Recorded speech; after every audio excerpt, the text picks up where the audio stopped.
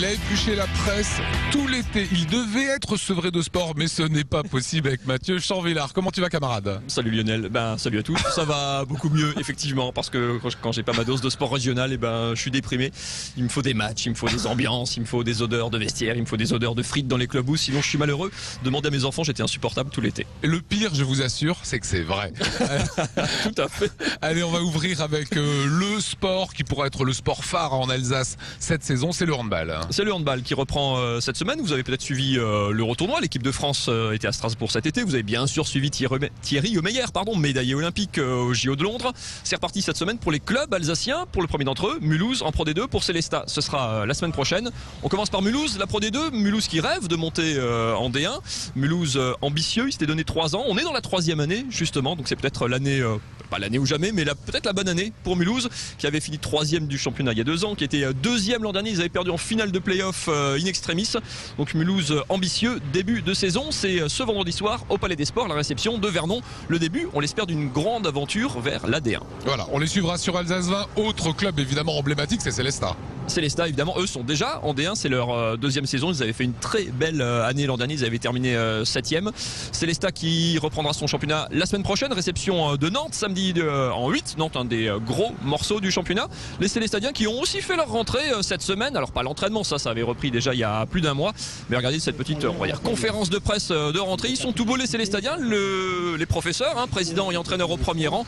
Et puis les joueurs, regardez, tout beau tout neuf derrière, même si c'est la même équipe que l'an dernier. Regardez comme ils sont sages, bien coiffés, le petit polo bien repassé. Pour eux aussi, c'était la rentrée.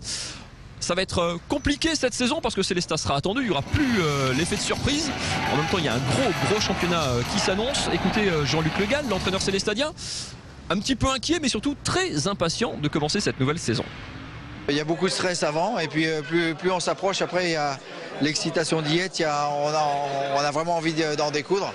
La dernière semaine elle va être très longue, pourtant elle n'est pas plus longue que les autres en temps, mais elle va être longue parce qu'ils auront envie d'en découdre, oui. Je dirais que cette année ça va être aussi compliqué, enfin certainement même un peu plus compliqué. Il n'y aura plus d'effet de surprise. Et puis oui, effectivement la concurrence cette année elle est forte, elle n'a jamais été aussi forte. Tous les observateurs s'accordent pour le dire. Je pense qu'on est armé pour pouvoir bien batailler, en tout cas pour obtenir ce maintien. Je le trouve un petit peu prudent quand même, Jean-Luc, alors qu'ils ont fait 7e l'an dernier. Ils ont fait 7e l'an dernier, c'est vrai, mais il faut remettre dans le contexte, c'était une vraie surprise, en tout cas une très grosse et belle performance. Il faut savoir que le championnat de LNH sur handball, c'est quand même très serré, c'est un championnat très homogène, il n'y a que 14 équipes, surtout dont 2 qui descendent. Sachant qu'il y a 5 ou 6 très gros budgets qui sont quand même quasiment inaccessibles pour Célestat, c'est des équipes qui seront devant, comme Montpellier, Chambéry, Dunkerque, c'est les gros clubs habituels. Donc ça veut dire que du coup, il ne reste pas beaucoup de delta entre le milieu de tableau et puis les équipes qui se battent pour pas descendre. Donc les Célestadiens sont prudents, on va dire, ça c'est logique, ça correspond à leurs moyens. L'avantage c'est que l'équipe a quand même quasiment pas changé, même pas du tout, en fait il n'y a aucune nouvelle recrue, ils récupèrent des blessés de longue durée, il n'y a pas vraiment eu de mercato, il y a juste un joueur qui est parti.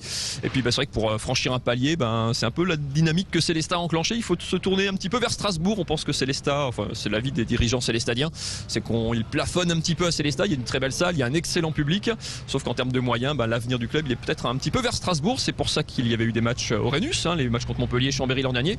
Notez déjà sur votre calendrier, si vous êtes strasbourgeois, vous pouvez évidemment la Célestat, mais Célestat viendra à vous pour la réception de Montpellier, le champion de France en titre, ça sera au mois de novembre. Et puis un projet un petit peu plus fou, pareil, pour continuer de dragouiller le public et les sponsors strasbourgeois. Ce serait un match au Zénith, carrément, pour là passer quasiment la barre des 8000 places. Ça serait contre les nouveaux galactiques du championnat de France, puisque le Paris, les Qatariens n'ont pas seulement racheté le Paris football, ils ont également racheté le Paris handball avec un recrutement de folie. Didier Dinard, Lucas Ballot, c'est des champions olympiques avec Thierry Omeyer. Michael Hansen, c'est le Danois, le meilleur joueur du monde, qui a également rejoint Paris. Paris qui était un club justement de fin de tableau l'an dernier, que Célestat avait devancé au classement, mais qui s'annonce évidemment comme un candidat au titre. Donc Célestat Paris peut-être au Zénith au mois de février. Voilà, en tout cas à suivre, et ça sur Alsace 20 avec les infos de Mathieu. Merci Mathieu, bonne fin de semaine sportive pour ce qui vous concerne.